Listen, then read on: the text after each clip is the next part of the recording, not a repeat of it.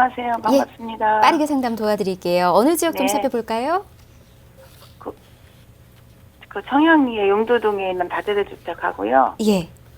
그 안산 번호동 다가구 주택에 대해서 향후 전망이 궁금해서요. 네, 알겠습니다. 각각의 저희가 좀 향후 전방 좀 살펴봐야 되는데 용두동 다세대 주택 좀 정확한 주소 어떻게 알 수 있을까요? 39에 761번지요. 39에 761번지. 그리고 안산 번호동 다가구 주택은요?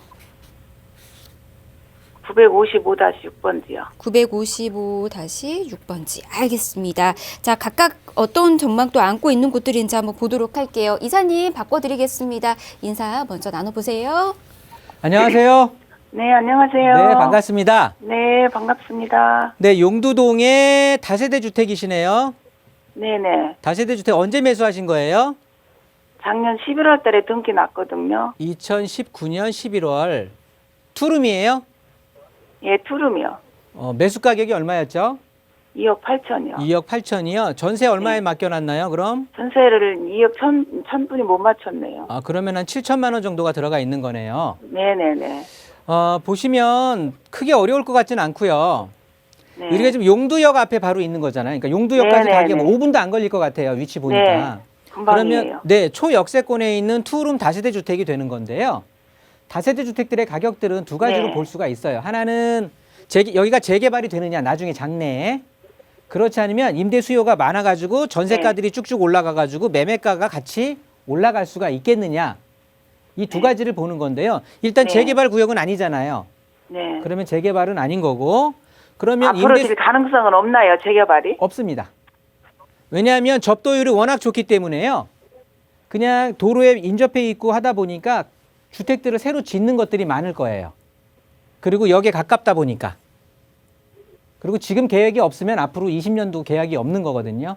일단 그렇게 보시면 되는 거고. 네.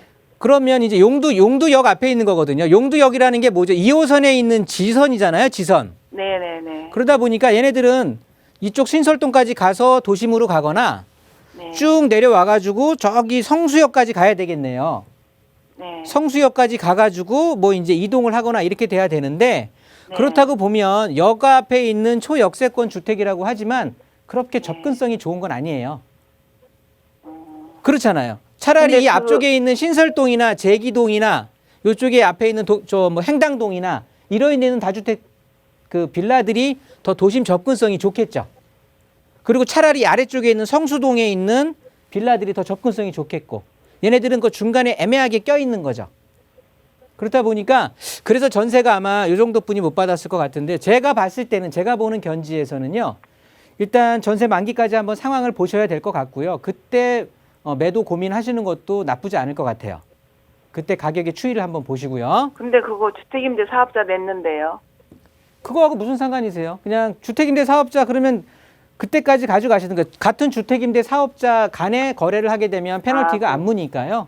요즘 근데 주택임대 그 사업자 내신 분들 많으니까. 청양리에 교통 휴재 같은 건 없나요? 이 청량리 역세권 개발하는 거하고요. 네. 우리 주택하고는 아무 상관 없습니다. 워낙 경쟁자들 많아요, 여기. 그러니까 크게 여기에 청량리가 막 여기 좋아진다라고 해서 요 빌라 가격도 막 올라갈 거다 이렇게 생각하시는 거는 좀 오판인 것 같아요. 제 판단에는. 이렇게 정리하도록 하고요. 아까 본호동 말씀하셨나요? 네네네. 본호동에 있는 다가구는 본호동은 안산 오른쪽 끝부분에 있는 거잖아요. 본호동 몇 번지라 그러셨죠? 955-6번지요. 955-6번지. 왜 안 나올까? 이후 초등학교 후문이. 아, 여기 있네, 여기. 네, 크게 한번 이렇게 보면 지금 새로 지하철 공사하는 이거 수인선인가요? 수인선 공사하는 네, 쪽에. 수인선이요. 네, 이쪽에 네. 붙어 있는 건데 이 지역은 제가 예전에도 상담을 한번 해드렸던 것 같은데 여기에 있는 단독주택이신 거잖아요. 네네. 단독주택들은요. 다른 거 볼 거 없고요. 일단은 위치하고 그다음에 토지 면적하고요. 네. 그다음에 토지 면적 모양을 보시는 거예요. 그런데 위치는 지금 이 위치라고 하는데 면적이 몇 평이죠? 80평이요. 80평이요. 네. 그러면 면적도 괜찮고요. 모양이 어떻게 됐죠? 반듯하게 모양은- 네모 반듯하게 돼 있나요? 예, 일찍건 안 먹고 그냥 쭉 올라갔죠. 북향이니까. 잠깐만 제가 좀 확대해서 볼게요. 네, 북도로에 있네요. 북도로 끼고. 네네. 그 80m 도로, 800m 도로 끼고. 네, 좋습니다. 여기 같은 경우는 제가 아까 말했던 위치라든가 면적이라든가 토지 모양을 보는 것들은요. 네. 새로 신축을 고민할 때 보는 거거든요. 그래서 예, 신축했을 경우를 제가 생각을 해봤거든요. 신축을 하더라도 이 지역 같은 경우는요. 네. 신축을 하더라도 임대 가격을 높이 받을 수 있는 지역이 아니에요. 여기는 5만 원, 뭐 임대가 5만 원 이런 거에 따라서 굉장히 이동이 많이 심한 곳이거든요. 주거에 여유가 있는 사람들이 몰려 사는 게 아니라 이 월세 예를 들어서 네. 얘는 새 건데 60만 원 받고 예를 들어서 옆에 거는 흔 건데 55만 원 받는다고 하면 55만 원 받는 대로 간다라는 거죠.